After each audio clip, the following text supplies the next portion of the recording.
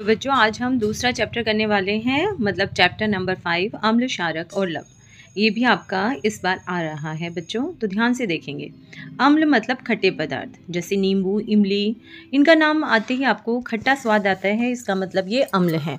कुछ पदार्थ जो खाने वाले होते हैं वो कड़वे स्वाद के होते हैं, साबुन जैसे लगते हैं, मतलब हाथ में लो तो चिकने महसूस होते हैं, उनको क्षारक कहते हैं।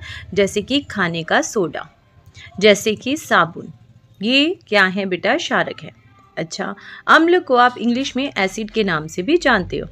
कुछ ऐसे होते हैं पदार्थ, ना वो खट्टे होते हैं ना वो कड़वे होते हैं, फिर वो क्या होते हैं बेटा? वो लवण होते हैं। जैसे कि नमक। नमक अगर आप हाथ में लेते हो तो हाथ में लेकर अगर आप उठाते हो तो आपको कुछ दानेदार सा महसूस होता है, तो ये होते हैं लवण। ना ये अम्ल है ना ये क्षारक है।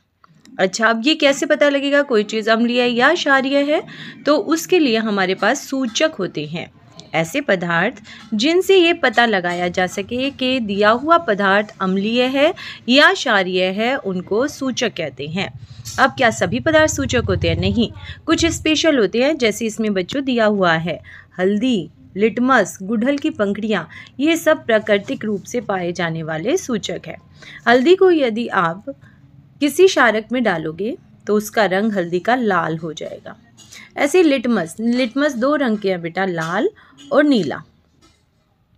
गुड़हल के फूलों का रंग पिंक कलर का होता है, लेकिन ये अम्ल में और क्षारक में अलग अलग रंग देता है। अच्छा, अब अम्ल भी कई तरह के हैं। जैसे सिरके का स्वाद बिल्कुल अलग है, नींबू का स्वाद बिल्कुल अलग है, दही का स्वाद बिल्कुल अलग है, पालक में भी एक अम्ल है, आंवले में भी अम्ल है, खट्टे फल जैसे कि संतरा, उसका स्वाद नींबू से अलग है। इसका मतलब इनमें अलग अलग अम्ल पाए जाते हैं। सिरके के अंदर बच्चों एसिटिक अम्ल होता है। चींटी का डंक, चींटी जब हमें काटती है तो हमें बहुत देर तक खुजली हो रही होती है, वास्तव में वो हमारी त्वचा के अंदर एक अम्ल छोड़ देती है। इस अम्ल का नाम है फॉर्मिक अम्ल। ठीक है, और अगर चींटी काट जाए और आपको दर्द हो रहा है तो क्या करें? वहाँ जल्दी से साबुन से धो लें। उस जगह को जैसे ही हम साबुन से धोएं या कोई क्रीम लगा लें तो उसके ऊपर हमने क्षारक लगा देते हैं, जिसकी वजह से चींटी के काटे हुए का असर कम हो जाता है, क्योंकि अम्ल के ऊपर हमने क्षारक का प्रयोग कर दिया होता है। नींबू के अंदर कौन सा अम्ल होता है जो संतरा और नींबू आदि में है? वो है साइट्रिक अम्ल या सिट्रिक अम्ल। ठीक है, दही के अंदर लैक्टिक अम्ल होता है और पालक के अंदर ऑक्सैलिक अम्ल होता है। आंवले के अंदर एस्कॉर्बिक अम्ल होता है। इमली के अंदर, इमली बेसिकली कच्चे आम में और इमली में बेटा टार्टरिक अम्ल होता है, टार्टरिक अम्ल। तो ये सारे अम्ल आपको अच्छे से याद होने चाहिए। कैसे? पेपर में आपसे इनमें से कोई ना कोई एक अम्ल पूछा जाएगा। ज़्यादातर लैक्टिक अम्ल पूछा जाता है बच्चों, एसिटिक अम्ल ज़्यादातर पूछा जाता है, और चींटी में कौन सा अम्ल है? वैसे कोई सा भी आ सकता है, नाम आपको याद रहने चाहिए। क्षारक, मैंने कहा क्षारक साबुन में भी है।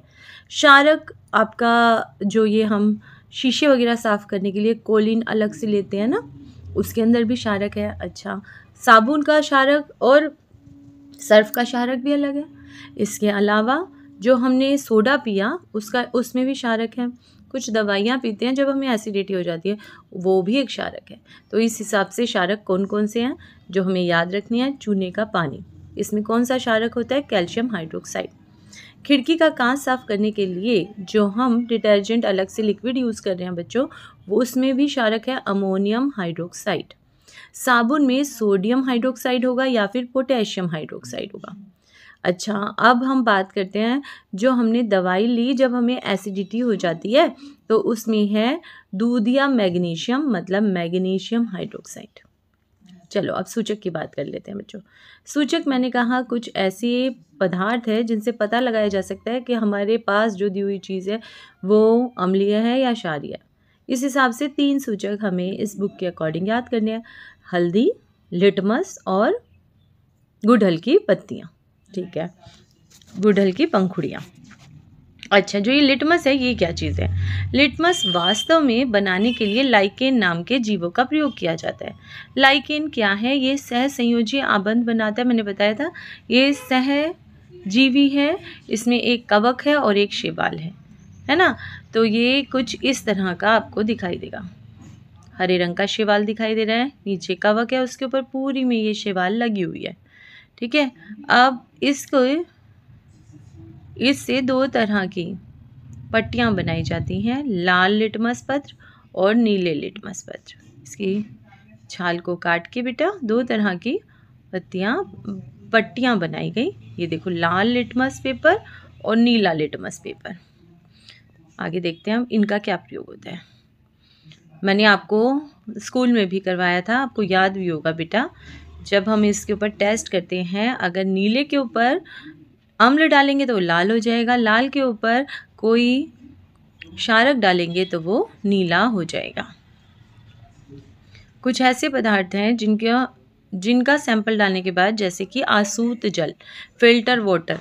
आसूत जल यदि हम इन दोनों पत्र पे डाल के देखते हैं तो उसका रंग नहीं बदलता, क्योंकि वो कैसा है विलियन? उदासीन है, ना वो अम्लीय है ना वो क्षारीय है। लिखा हुआ ना उदासीन। चलिए, हल्दी एक अन्य सूचक है। हल्दी का प्रयोग करके मैंने आपको ड्राइंग भी बनवाई थी बच्चों, सबने बनाई थी वो ड्राइंग भी।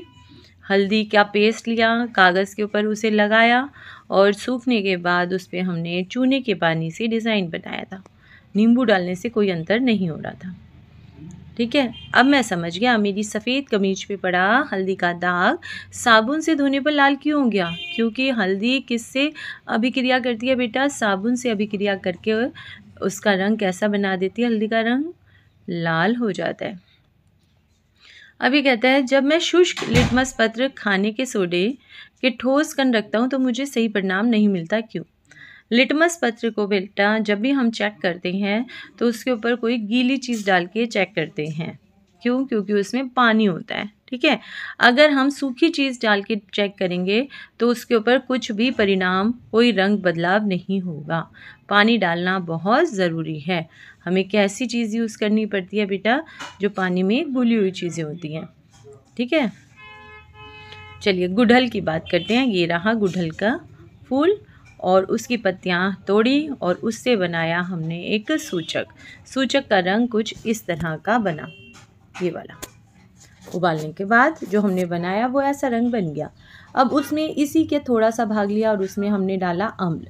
जैसे ही अम्ल डाला उसका रंग हो गया लाल, और जैसे ही हमने उसमें दूसरा लिया, आधा आधा कर लिया था, आधा सैंपल इधर यूज़ कर दिया, आधा इधर यूज़ किया, उसमें डाला क्षारक, तो उसका रंग हो गया हरा। ये याद रखेंगे।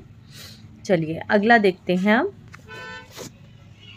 उदासीनीकरण। उदासीनीकरण मतलब जब आप क्या करो, अम्ल और क्षारक को मिला दें तो लवण बनते हैं और जल निकलता है। इस अभिक्रिया को उदासीनीकरण कहते हैं।